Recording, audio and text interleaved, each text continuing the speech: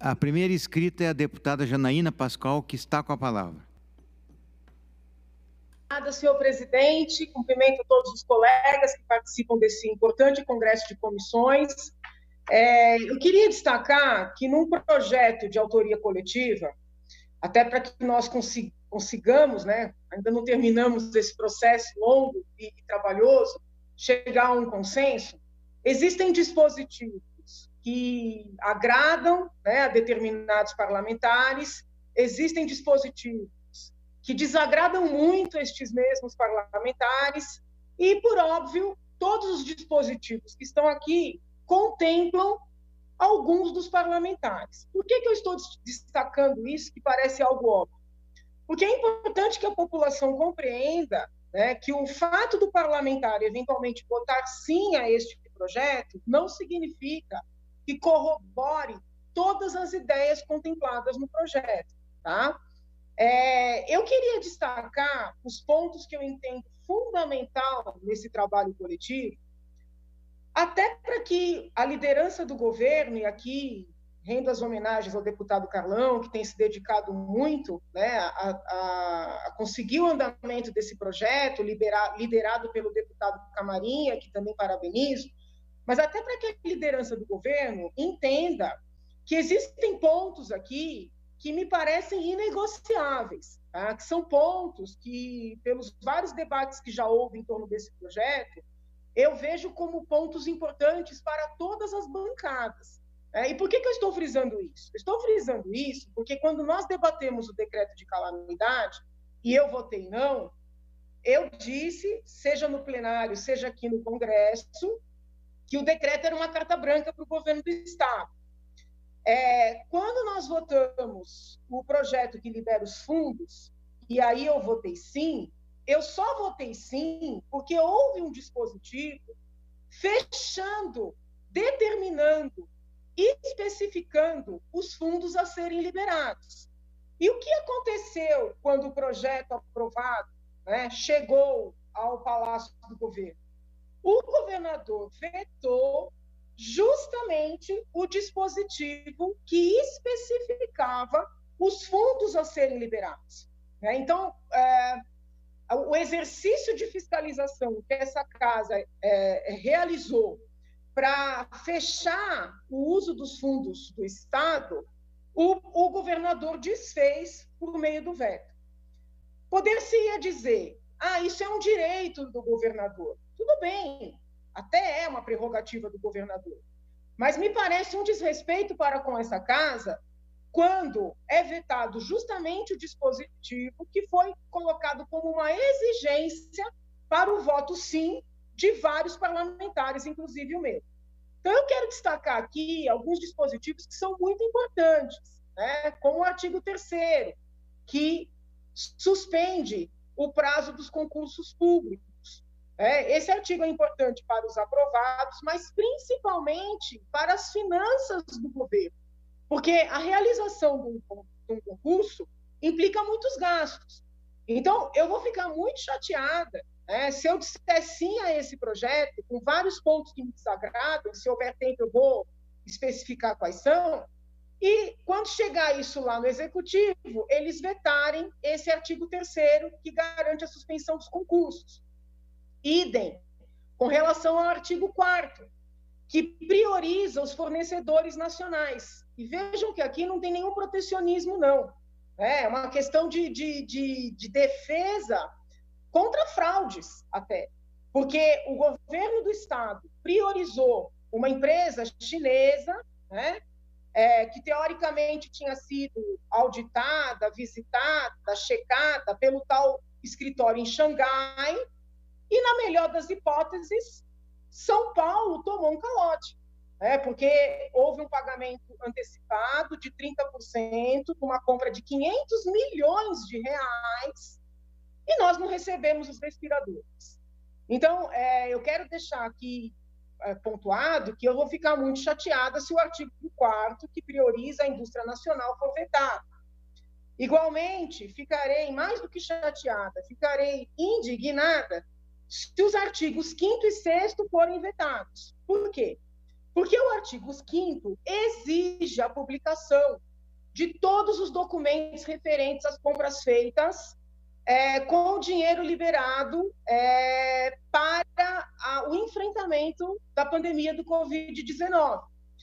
A bem da verdade, o próprio decreto de calamidade, pela natureza da matéria, já exigiria essas publicações. E a legislação federal, que reconheceu a calamidade no âmbito nacional, também exige essas publicações. Mas São Paulo, como a imprensa vem noticiando, está no final da fila da transparência, né? Porque para conseguir acesso à documentação, por exemplo, referente à aquisição dos respiradores, eu precisei oficiar mais de uma vez. Então, vai ser muito complicado se vetar um artigo 5º. E o 6º, muito embora não trate de recursos orçamentários e financeiros, também tem a ver com transparência, porque obriga a publicação do número de casos, do número de mortos e mais, do número de leitos vagos e ocupados, tanto em enfermaria como em UTI.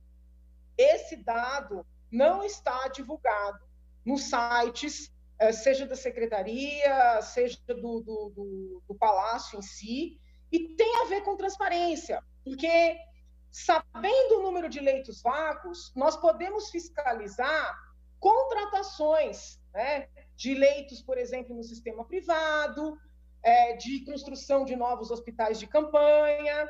Então, me parece que esse é um artigo fundamental nessa lei que nós estamos olhando na Assembleia. E eu tenho muito medo da gente dizer sim para essa lei, com muitos pontos que eu vejo como problemáticos, e estes que dizem com a transparência serem eventualmente vetados pelo governador. Existem outros pontos importantes, como da autorização de recebimento de doações, porque, por incrível que pareça, eu tenho conhecimento de mais de um caso de hospitais recusarem, por exemplo, doação de EPI, porque a Secretaria da Saúde no centro não autoriza. Os dispositivos que prevêem benefícios fiscais, é importante destacar que não são isenções, são benefícios, como parcelamento, como repactuação, com a condição de manutenção dos salários e dos empregos de quem já estava contratado antes da pandemia. Essa parte do bom prato, né? A questão dos pequenos produtores. Então, tem muitos pontos positivos, né, que nos convidam a votar sim a este projeto, seja aqui nessa etapa prévia, seja no mérito. Mas há pontos problemáticos, daí a necessidade de eu fazer esses destaques. Eu tenho muito medo, por exemplo, do artigo 11, em que esta casa está autorizando o executivo a contratar leitos do sistema privado. Por que eu tenho medo? Porque, até pela visita que os colegas fizeram aos equipamentos de saúde, e os próprios números que vêm sendo divulgados de forma mais genérica, né, eu entendo que deveriam ser divulgados de maneira específica, existe, vou dizer uma sobra, mas existe um número significativo de leitos que ainda estão vagos. Então, eu tenho medo dessa casa autorizar a contratação de leitos no sistema privado, não sabemos quais valores serão pagos, né? E que nós, daqui a algum tempo, tenhamos uma situação parecida com a dos respiradores. Então, fica aqui um alerta para os colegas. Eu reitero que já falei no congresso anterior, sou contrária ao auxílio às vítimas de violência doméstica, porque na condição de penalista, eu entendo que nós não devemos dar nenhum tipo de prêmio, né, no âmbito criminal, seja para quem é vítima, seja para quem entrega alguém que está sendo procurado. Eu fiz uma emenda que foi contemplada, agradeço, de autorizar essas mulheres vítimas com seus filhos a serem hospedadas em hotéis, como ocorrerá com os profissionais de saúde, né? Então, eu não vejo sentido na outorga desse auxílio, né? Porque acaba sendo até um incentivo para essa mulher ficar na mesma casa que o agressor. Me parece que a hospedagem é suficiente para garantia da segurança desta mulher e de suas crianças, né? Então, eu sou contrária a esse auxílio aqui desde sempre, não é de agora. Reitero minha preocupação com a eleição de um setor para ser privilegiado. E aqui não tem nenhum demérito para com este setor, né? Eu sou uma pessoa que aprecia as artes, tem grande apreço, assim, pela cultura, seja música, seja teatro, seja cinema, mas não consigo compreender por que eleger o setor cultural como um setor diferenciado ou melhor que os demais, né?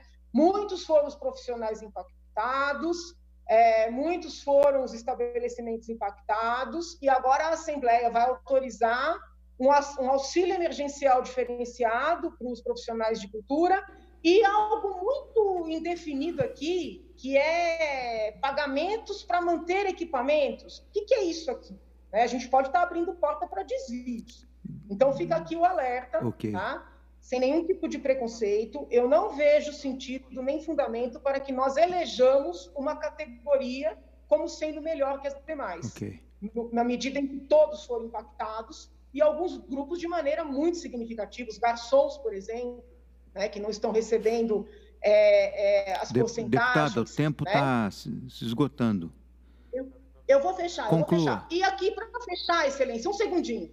Eu sou terminantemente contrário ao dispositivo que trata de fake news. Entendo que é inconstitucional, porque está muito amplo e permitirá que policiamentos e perseguições sejam feitas, né?